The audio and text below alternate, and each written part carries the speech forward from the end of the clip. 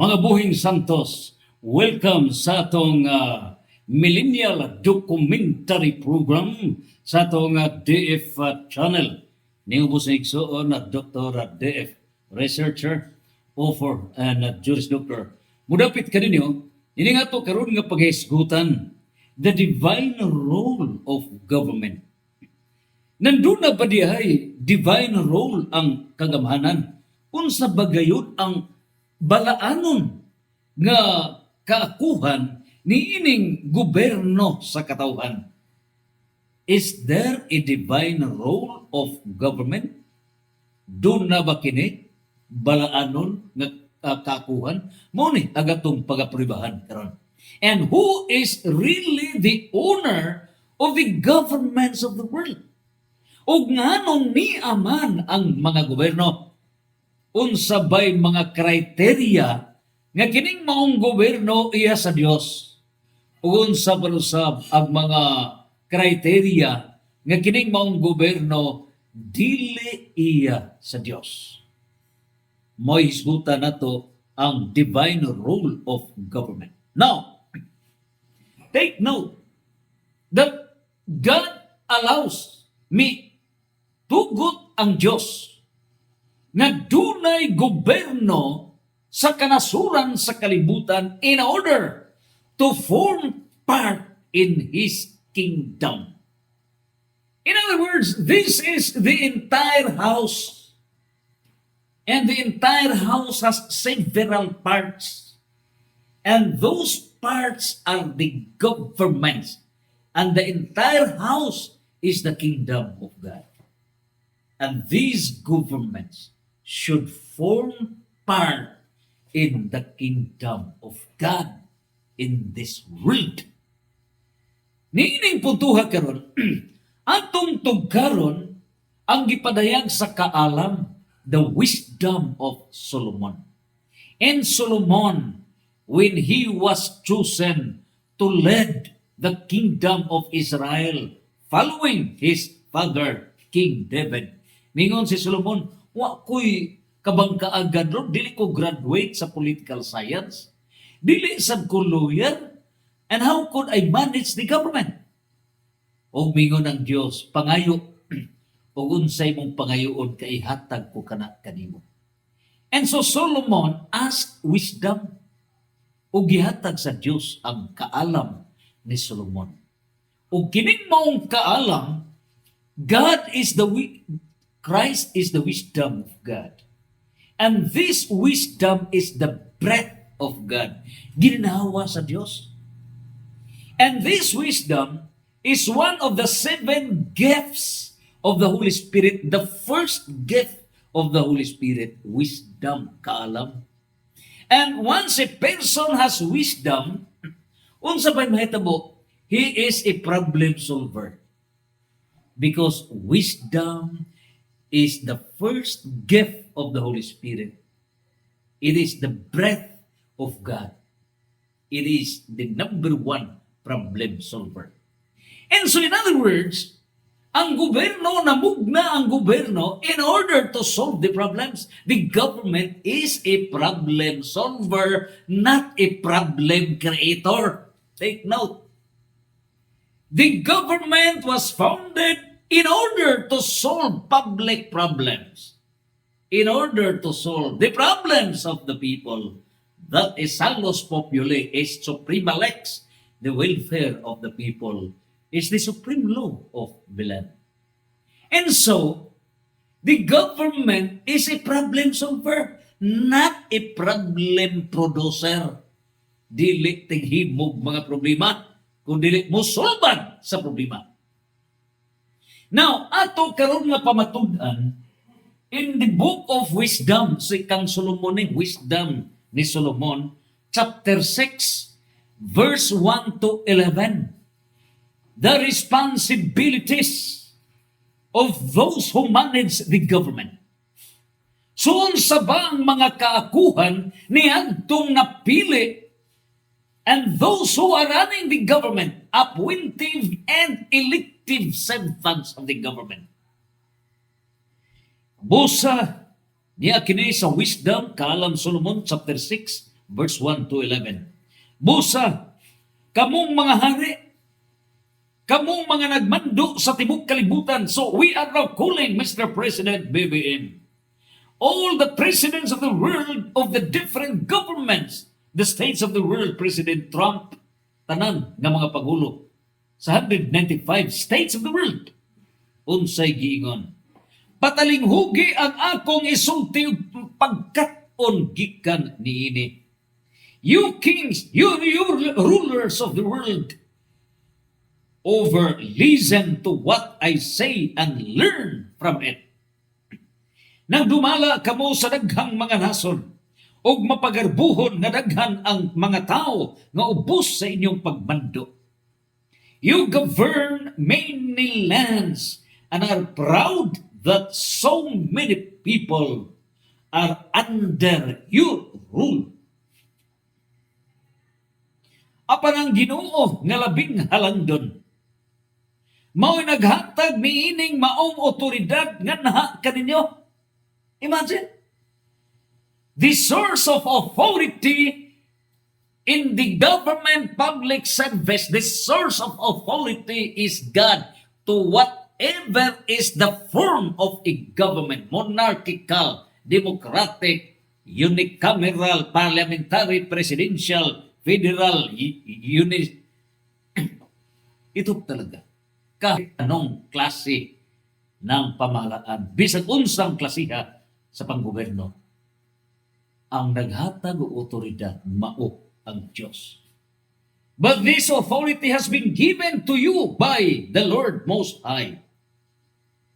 Unya na pruibahan nga ang mga tinubdan sa gahom sa tanang mga gobyerno sa kalibutan comes from God. Ngano?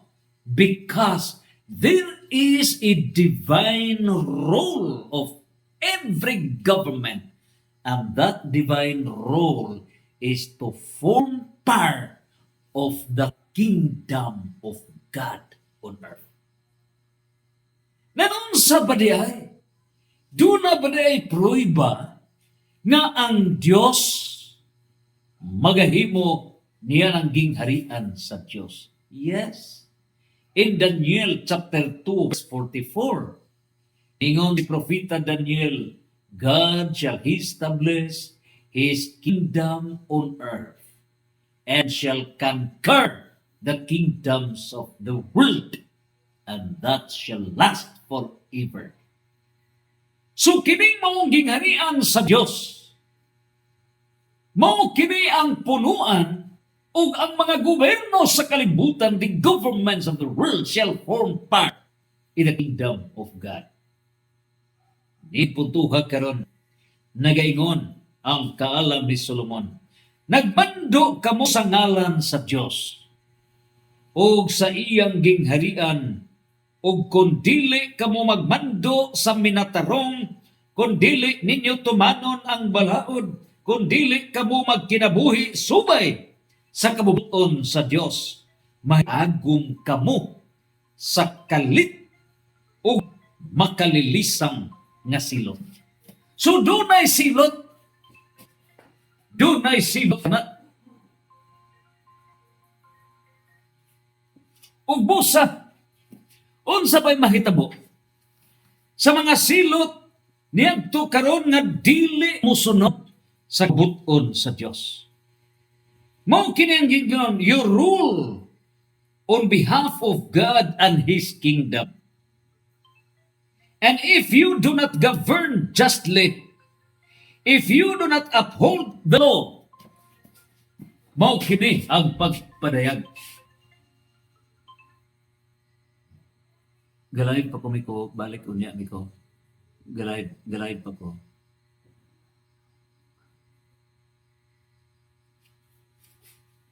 And so, ito po talaga.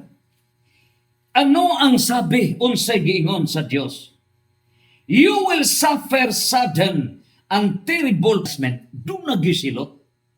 Niyantong nagdumala sa kahanan nga wala matuman unsa ba ang divine role of the government.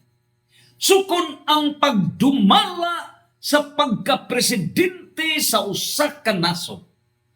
Kung ang tao mo assume as Speaker of the House of Representatives, mo assume as Senate President, mo assume as Ombudsman, mo assume sa gahom as Chief Justice, and any position of the government, kung dili kita makasubay sa divine plan of making the role of a divine government. Instead, atong gamiton ang gobyerno in solving the problems of the people, inay atong gamiton ang gobyerno pagsulbad sa mga problema sa katawhan. But we are making the government an instrument of personally enriching ourselves and producing problems to the people. Kung gibalitad, inay ang gobyerno himuong instrumento pagsumbat sa problema sa katawhan. Na hinuon kining instrumento paghatag o problema sa katawhan. There is a great punishment from God. Dakong silot ngay hatag sa Dios. Makalilisang nga silot. Makalilisang nga silot.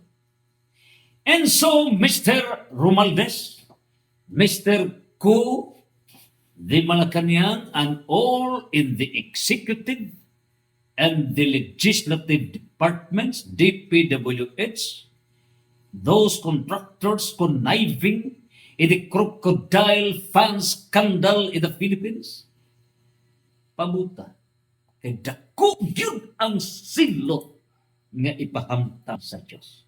A great punishment to happen. O kini karon nga mga linog naguyog-uyog nga mga linog, and we have the BBM earthquake. Baguio City, Bogo City, Mindanao, BBM earthquakes. O niya, gilibot yun ang mga areas sa tibok Pilipinas. Gawas pa ni mga bagyo, mga lunok, o uban pang mga kalamidad sa nasod ng Pilipinas. Mao kini ang pag-awaken. Mao kini ang pag-awaken, pagpamanak para kaundan ang mga Pilipino sa ato nga mga kalapasan. And so on say giingon. Ang ordinaryo nga tao nagingon, ang hukom higpit kaayo ilabi na alang sa mga anaa sa gahom. Question. Mr. A wala mga lagad sa gobyerno. He is working in the private sector. Mr. B is working in the government elective office. Mr. C working in the government in the appointive office. Question. The same graph issue ang nahimo. Hain man sa duha o equal ba ang ilang silot sa Dios, ang katong contractor nga working privately? Equal ba kini? Ibutang ta naman tag 1 billion pesos ang ginansya sa contractor, 1 billion pesos ang daa sa government servant, appointive o elective ta 1 billion. Ibutang ta naman. Pangutan na equal fund sila. Does it mean nga equal ang ilang silot? Dili. Mas lower ang silot sa private. O ang mas dako mao ang appointed official. O ang kinadak-an ang elective official. Ngano ba? Nga mas dako man ang appointive official kaysa contractor. Tungod kay naa niya ang pagsalig in the government. He was appointed by authority of the elective appointing official. And they perform public function. So mas dako ang tulubagon sa DPWH as against the contractor. dakong silot ang DPWH ug uban pang mga hensya sa gobyerno for committing the sins of commission and for committing the sins of omission if ang kuwa wa magtagad gipasagdan nangatug ang Department of Economy Planning and Development kaniadto NIDA if nangatug ang DBM Department of Finance, Bangko Sentral, guban pang mga financial institutions who are supposedly, including the NBI, the Ombudsman, and other offices of the government, na gumikan niini, nagpadayon ang pagtransak sa crocodile funds nining nasod na Pilipinas. Mas dako ang silot sa puwinte. Apan kinsa ba ang kinadak-an nga silot? Ang elective. Ang elective mo'y kinadak-an. Ano?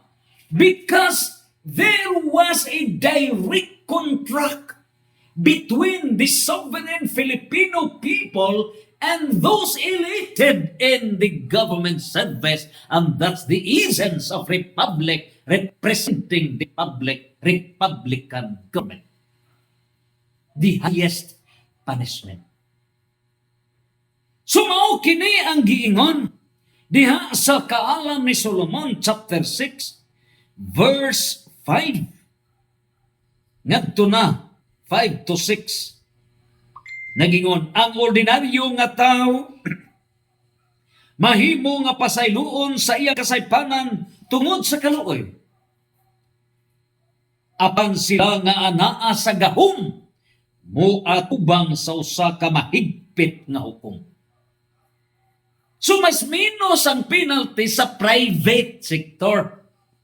But those in the appointed DPWH, DOH, ug uban pa ning mga ahensya nga naay mga ghost projects, naay mga underground nga mga projects, nga mga substandards, ug uban pang grabing gihimong negosyo ang mga projects, ug uban pa. LTO, BIR, Customs, etc. DINAan, ug uban pa. Kining tanan, mas bugat ang silot nga ipahamtang sa Diyos. Uban ang kinabugatan, yun ang elective public officials. Ang Ginoo sa tanan, dili mahadlok kang bisan kinsa. Bisan unsa pa siya kagamhanan. So even you are the president of a country, even you are the Senate President, you are the Speaker of the House, the Lord shall impose the penalty. Siya mismo mao'y nagbuhat sa tanan, gamhanan man o ordinaryo o giangay niya pagsangkap ang tanan. Apan iyang hukman ang binuhatan sa mga nagmando labaw nga kahigpit. So mas higher ang judgment, mas higher ang silot nga ipahamtang sa Dios for those elected officials in the government. That I will write those, nagingon ang Diyos. Unsay ang gipadayag? Grabe. Mas strikto ang iyang silot. Mingon niini, but He will judge the conduct of rulers more strictly. It is for you, mighty kings, that I write these words, so that you may know how to act wisely and avoid mistakes. So mao kini ang gipadayag. Gamhanang mga hari, gisulat ko kining mga pulunga alang kaninyo, aron mahibalo kamo unsaon pagkinabuhi subay sa kaalam ug paglikay sa mga sayop. Ug miingon pagyud niini, these are holy matters, and if you treat them in a holy manner, you yourselves will be considered holy. Unsay gipadayag sa Dios? kining mga balaan nga butang ug kun inyo kining tagdon nga paagi sa balaan, kamo mismo isipon nga balaan. The government is assigned to do divine mission. In other words, those elected have the divine mission. Those appointed have the divine mission. Mayroong divine mission. And that is to make the people holy.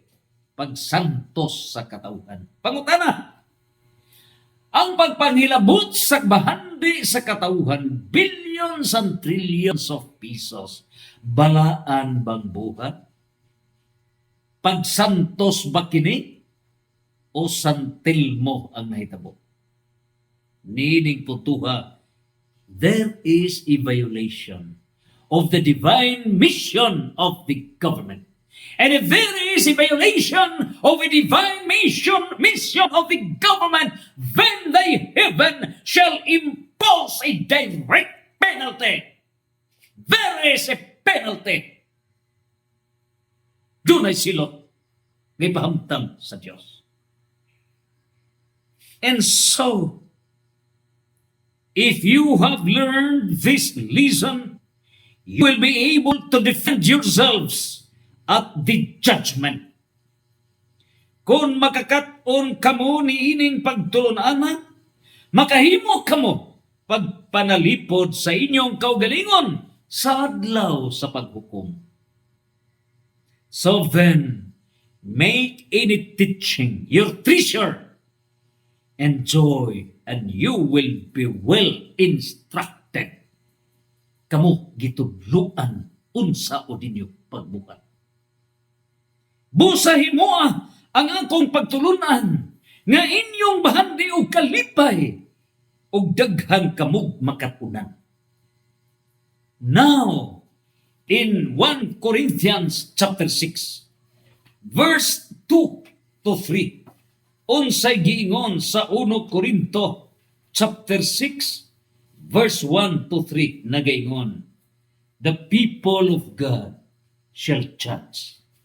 Ang katauhan sa Dios mao na kini ang muhukom, and the people of God shall even judge against the angels, the demons. Ang katauhan sa Dios maoy muhukom, ug mao na kini ang public judgment. And so, dinhi gitinaw mao kini ang 1 Corinto 6:2 ngadto sa 3.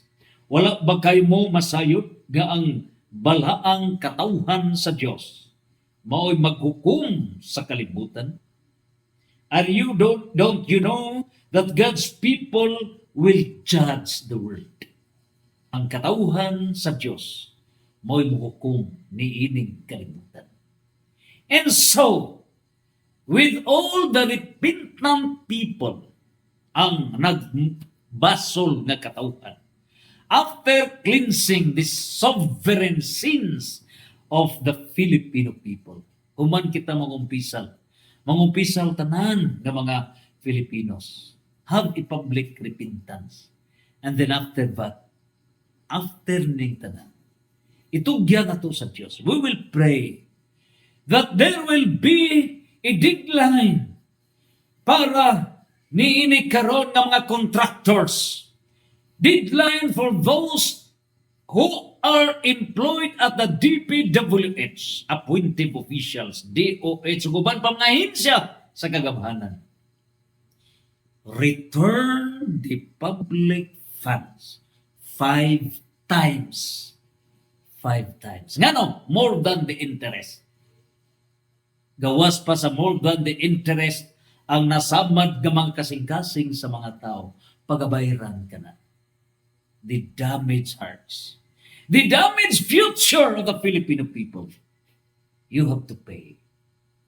The damaged shelters, the damaged houses, the damaged roads, the damaged vegetables, the damaged products, daghan ang mga multi-damage tungod sa gihimo that we took advantage of the government. So 5 times return. And for all the elected officials, congressmen, senators, the executives, by direct participation, by indispensable cooperation, by connivance, and all those working in the crime as accessory to the crimes, return the public funds 5 times. Return. Deadline! November 30. Deadline. O kung inyo kining paghimuon, you have to confess first by public repentance. Remember, great saints were great sinners. Ang kadtong mga ngilngig nga mga santos, mga ngilngig nga mga kriminal o mga dautan sa kalibutan. Si San Pablo mamumuno, kriminal, nahimong santos. Si San Agustin, puno sa mga bisyo, nahimong doctor of the church. Si Saint Magdalene nga usa ka prostitute, nahimong santos. Si Dimas nga gilansang sa cross kay kriminal, human sa pagbasol, nahimong santos. And so, it is not late for you, contractors. It's not late for you, DPWS. It is not late for you, DOH, uban pa BIR, LTO, DNR, uban bang mga hinsya sa kagamanan sa Pilipinas. Who are conniving, kuha, DNR, NIDA, formerly NIDA, ingon mo sab, uban pang mga hinsya. DBM, uban pa. Department of Finance, Central Bank, all those involved in the financial management of the government. Musugot kag sa dili by sins of commission or sins of omission. God shall punish. Tunay punishment. And so, nagpalibot nga mga tao, nining tanan, you have to advise, let us return the funds 5 times. Iulit na to. Restore everything. Unya karon naa na ang mga programa, mga project sa unsang paagi nga gamiton dining tanan. Kung kini intended sa flood control, then iulit na times 2. Unya ang tulo ka bahinan idugang pakana nito mga balay nga nangadaot. Nining tanan, kung kana para sa kalsada, then kadtong nangadaot nga mga kalsada, ayuhon kining tanan. Ayuhon kini. O down ta sa mga barangay roads, barangay street lighting system, unahon nato kana. And remember, acts of charity shall extinguish. Ang acts of charity shall erase the sins that we have committed. Nana sa balaang kasulatan. And so, nining tanan, we will do acts of plenary indulgence. Sulod ka mo sa mga simbahan, declared na naa na diha ang mga simbahan, then anaa diha ang holy doors. And confession first. I-offer ang tanan and return the public funds. Have the confession. Niining puntuha, ang public, ang kauhang Pilipinon nga mga Kristiyanos, maulian ang mga Pilipino o niyan ang puntuha, the public enemy number 1 become the public friend number 1. The worst enemy shall become the best friend. All of us are sinners. Kitang tanan, mga makasasala. And our common enemy, mao ang sala. Our common enemy is sin. and therefore to love the enemy. According to Matthew chapter 5, verse 43 to 45. Pagingon sa Ginoo, higuma ang inyong mga kaaway, it means, hate the sin but not the sinner. Kasilagi ang sala, dili ang makasasala. And since the sin is with us, naa na to ang sala, ug ang sala naasad sa atong kaaway, parihas ta. Mga classmates nga mga makasasala. Niining puntuha, our common enemy are the demons of deception. So, by virtue of Exorcism Center, St. Michael Exorcism Center, pinagi ni Reverend Father Darwin Gitgano, sa Malinaw East, Lila, Bohol, Region 7, Philippines. We have to deliverance the demons.